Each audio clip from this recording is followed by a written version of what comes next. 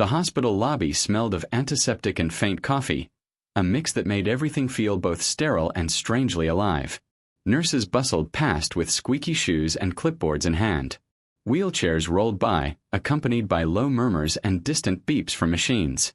Amid the chaos, Noor, a 6-year-old girl with big brown eyes, sat on a plastic chair, her small legs dangling.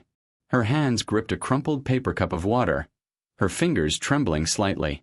Her mother, Areeba, had been rushed to surgery after a workplace accident.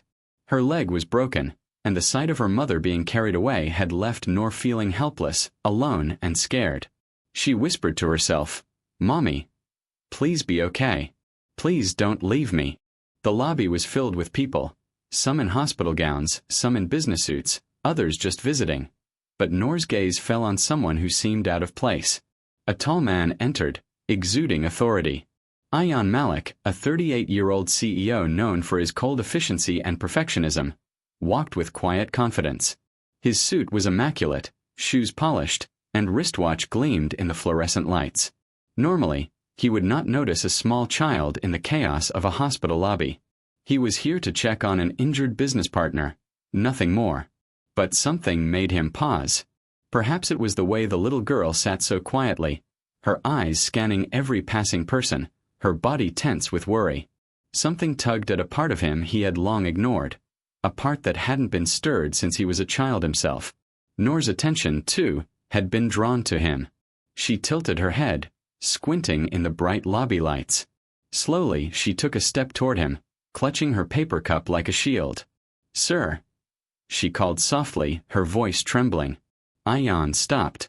He frowned slightly, unsure if he had heard correctly. The lobby was noisy. "Sir, are you my new daddy?" The words hit him like lightning. His body froze. His assistant, following a few steps behind, nearly stumbled in surprise.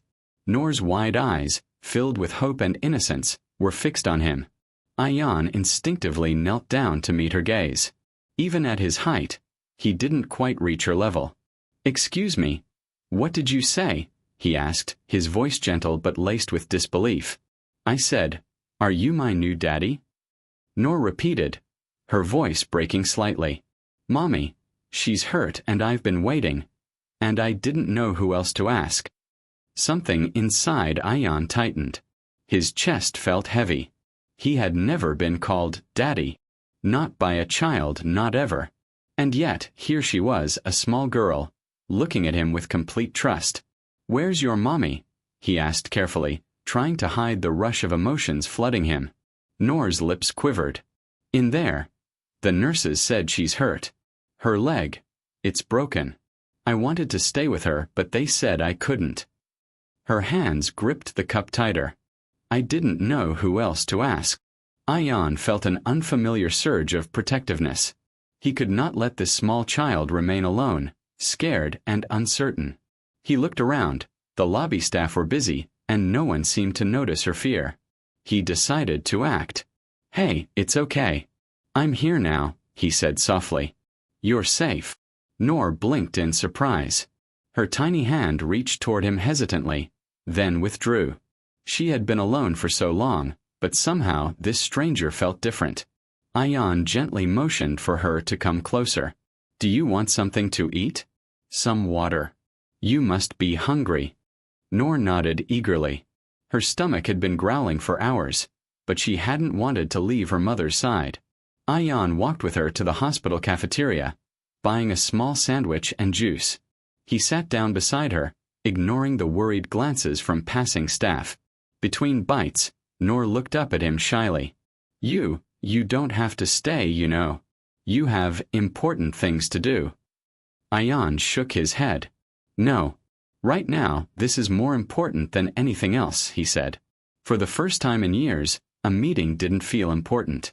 Phone calls, schedules, deadlines, all of it faded.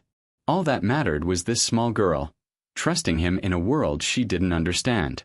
Eventually, a nurse appeared and gently guided Noor to her mother's room. Noor grabbed Ayaan's hand briefly. "Thank you," she whispered. Ayaan nodded.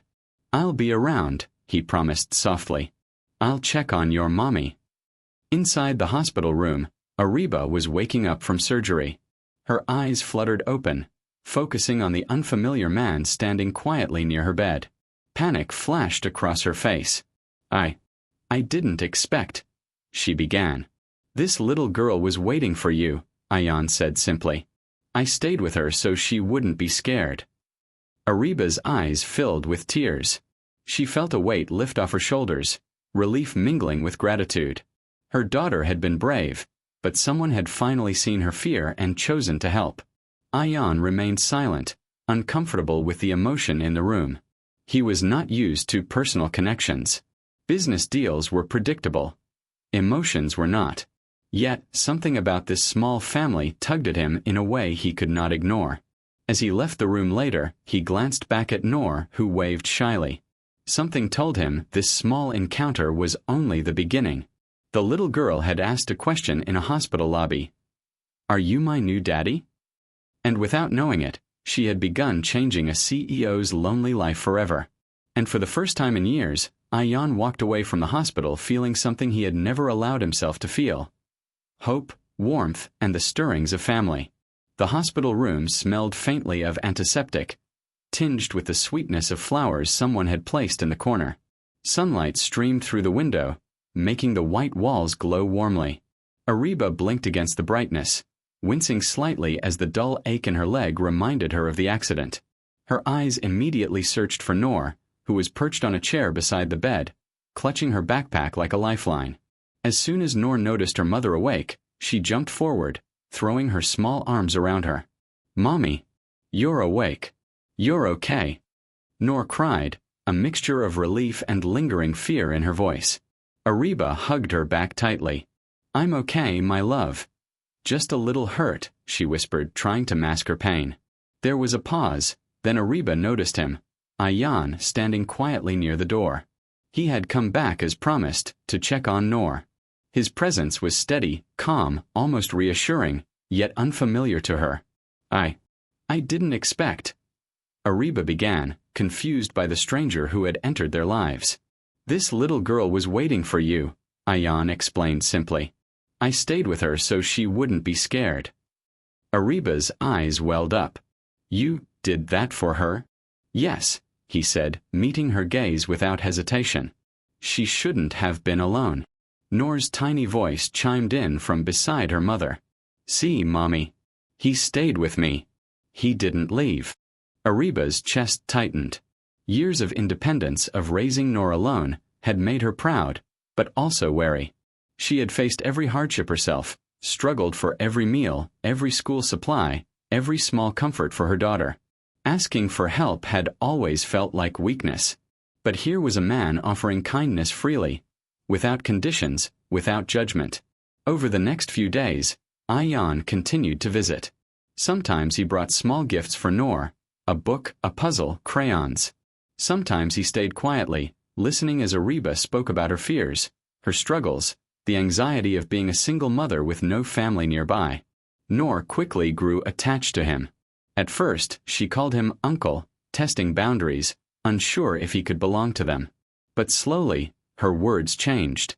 One afternoon, as he read her a story, she whispered, "Papa, will you stay?" Ayaan froze. Her words, innocent and unassuming, hit him in a way nothing ever had. He nodded slowly. "Yes, Noor. I'll stay." Areeba watched this silently, a mixture of surprise and cautious hope swelling in her chest. She had always been wary of outsiders, but she could see that his intentions were genuine. His care was patient, unhurried, and without expectation. Her pride still whispered warnings. "Don't depend on anyone," it said. "You've managed this far on your own." Yet, her heart whispered differently. She saw the small moments of connection, the way Noor's eyes sparkled when he smiled, the way he treated her daughter with patience and love. Noor's laughter became a daily reminder of something Areeba had almost forgotten: the joy of childlike innocence, untainted by hardship. Ayaan had entered their lives like a gentle tide, slowly softening the edges of fear and loneliness. One afternoon, Areeba watched him sit on the floor with Noor, teaching her to build a tower from blocks. Noor giggled as the tower wobbled, then collapsed, and Ayaan pretended to gasp dramatically, making her laugh even harder. "You see, Mommy? He's funny too," Noor said, smiling at her mother. Areeba smiled back, realizing that this man was teaching her daughter more than just games. He was teaching patience, kindness, and joy, the things she couldn't always provide alone while working tirelessly to keep life afloat. Later, when Noor fell asleep on her mother's lap, Areeba finally allowed herself to breathe. She whispered softly, "Maybe it's okay to let someone care." Ayaan, standing quietly by the doorway, caught her words. He felt a pang of warmth and gratitude. He had never imagined that someone could enter their lives so seamlessly. He hadn't come to save anyone in the grand sense. He hadn't planned for responsibility, for attachment, for love. But slowly, through simple acts of kindness, he had become essential to their lives. As days turned into weeks, routines formed. Ayaan would arrive in the mornings to help Noor with homework, stay for meals, and accompany them on short walks around the hospital garden once Areeba's leg allowed. Each moment, no matter how small, wove the beginnings of trust and familiarity. Noor began calling him Papa more naturally, without hesitation. Areeba felt a mixture of emotions: fear, wonder, and a growing sense of hope. The woman who had once believed she had to face the world alone was learning something radical. It was possible to allow someone into your heart without losing yourself. One evening, Areeba looked at Ayaan as he helped Noor with her drawing. "I don't know how to thank you," she said softly. "You didn't have to do any of this. You could have left us alone." Ayaan shook his head. "I couldn't. I didn't want to leave her alone in the hospital. And I didn't want to leave either." Areeba studied him, realizing he spoke honestly. There was no hidden agenda, no expectation, no judgment. Only presence, patience, and care. Noor, half asleep, mumbled, "Papa, stay." Ayaan smiled, kneeling to kiss her forehead. "I'll stay, Noor. Always." In that quiet moment, with her daughter sleeping peacefully and Ayaan watching over them, Areeba felt the stirrings of something she had long thought impossible. Hope. Perhaps they could be more than a patient, a child, and a stranger. Perhaps, slowly, they could become a family. The sun set outside the hospital windows, casting golden light over the small room. It was a new beginning, a first step toward trust, connection, and the quiet, gentle possibility of love. And for the first time in years, Areeba, Noor, and even Ayaan felt that the world, while uncertain and unpredictable, might just be ready to welcome them into something extraordinary together. The small apartment was quiet, the sunlight streaming through the windows and casting warm patterns on the floor. It wasn't much, modest, with a little living room, a small kitchen, and a bedroom that barely fit the three of them. But for Areeba and Noor, it was home. The faint hum of the city outside was a comfort rather than a distraction, a reminder that life was continuing, even as they slowly rebuilt theirs. Noor had claimed a corner of the living room as her own, a space filled with crayons, coloring books, and little trinkets she had collected over the years. Areeba sat on the couch, her leg finally healed enough to move without crutches, sipping a cup of tea. She had insisted on managing as much of the household as she could, clinging to her independence, but she also felt the steady presence of Ayaan, who had begun visiting regularly. Ayaan arrived that morning carrying a bag of groceries. His usual air of composure seemed softer here, somehow warmer. "Good morning, Noor," he said, kneeling to meet her gaze. "Papa." Noor shouted, running toward him, her pigtails bouncing. She hugged him tightly, then tugged at his hand. "Come see what I drew." Ayaan smiled, following her to the small corner of the living room where her latest masterpiece was spread across the rug. Crayons were scattered everywhere, but the picture was full of vibrant colors. Stick figures of a family, a bright yellow sun, and little hearts floating above. "This is amazing, Noor," he said genuinely. "You made me look very strong." Noor giggled. "You are strong, Papa. But you have to be gentle for Mommy too." Ayaan felt a small lump in his throat. He had spent years defining strength in terms of power, money, and control. But here was a child teaching him a new kind of strength: patience, tenderness, and love. Meanwhile, Areeba watched quietly from the couch. At first, the idea of letting Ayaan into their lives had made her uneasy. How could she trust someone like him? But seeing the way he interacted with Noor, the care and attention he gave without ever seeking anything in return, she began to let down the walls around her heart. Over the next few weeks, routines formed. Ayaan would come after work, sometimes staying to help Noor with homework, sometimes playing little games, sometimes just sitting quietly and talking to Areeba about her day. He never pushed himself into their lives. He waited patiently, allowing trust to grow naturally. One afternoon, while Noor played with building blocks on the floor, Areeba finally asked the question she had been holding back. "Ayaan, why are you doing all this? You've done so much for us. And yet you don't ask for anything in return." Ayaan looked at her, a small, genuine smile forming. "I don't know. I guess I couldn't leave Noor alone. And then, seeing you, I realized I wanted to help. Not because I had to, but because I wanted to." Areeba studied his face carefully. There was no pretense, no hidden agenda, only honesty. Slowly, she began to feel that maybe it was okay to accept help, even to allow someone to be part of their lives.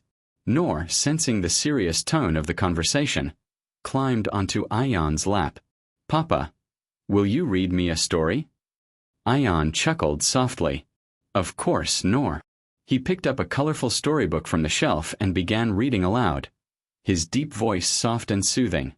Noor listened intently, her small hand holding his, completely trusting him. Evenings became their favorite time of the day.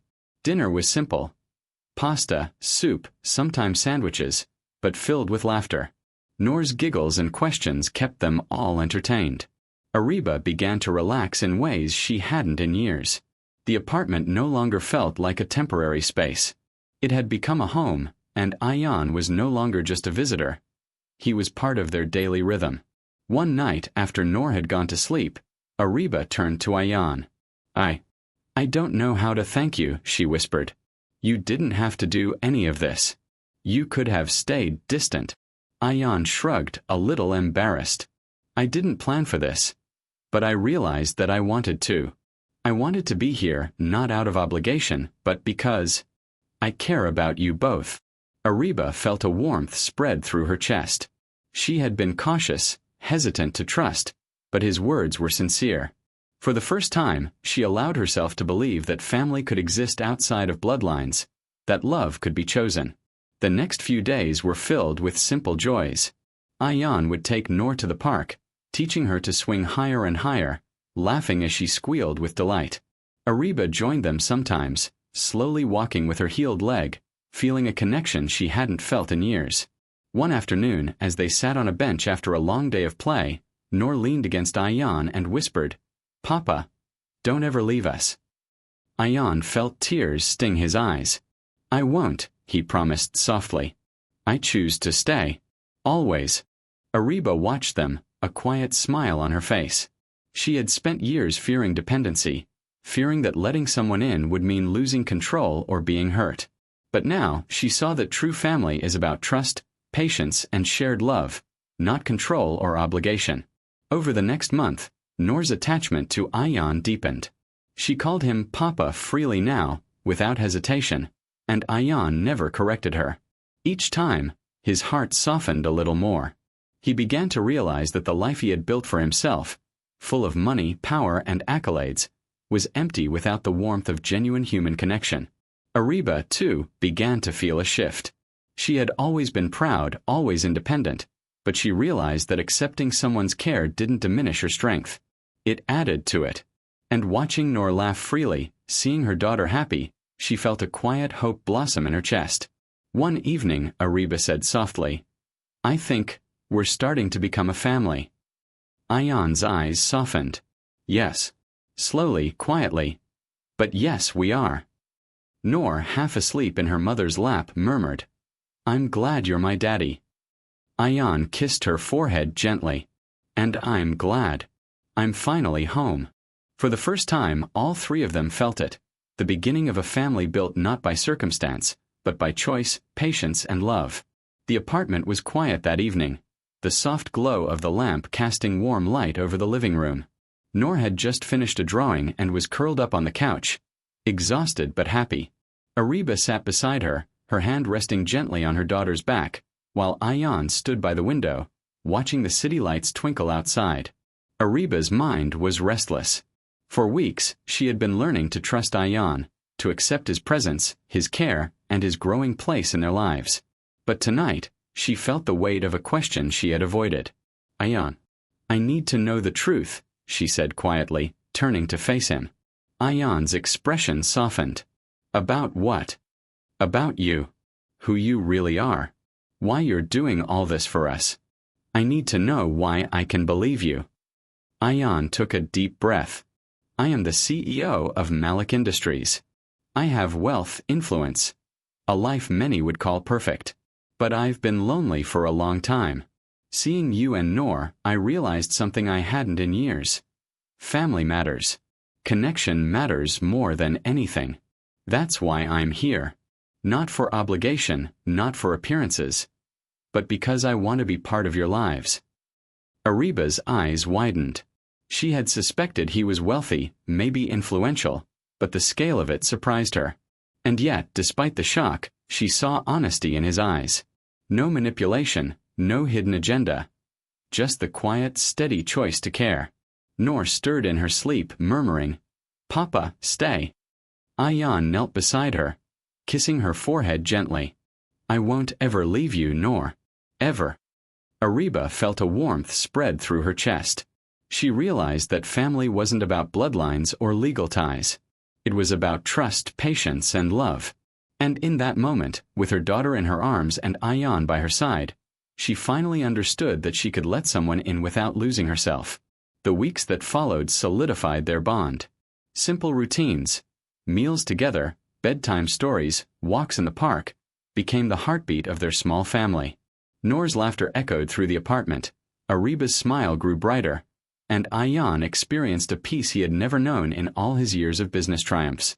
One evening, as they sat together watching the sunset, Noor nestled between them. She whispered softly, "I'm glad you're my daddy." Areeba looked at Ayaan, her eyes glistening. "And I'm glad you're here with us." Ayaan smiled, feeling a sense of completeness that money and power had never given him. "We're home," he said quietly. And in that quiet apartment, amidst crayons, drawings, and the soft hum of the city outside, 3 hearts beat as one.